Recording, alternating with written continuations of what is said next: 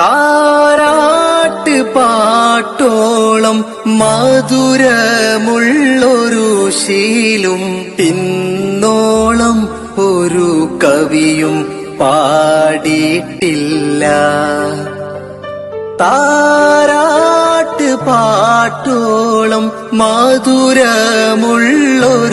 ശീലും ഇന്നോളം ഒരു കവിയും പാടിയിട്ടില്ല. ഉമ്മ ഇല്ലാതിനോളം ഉലകില്ലൊരു നന്മ.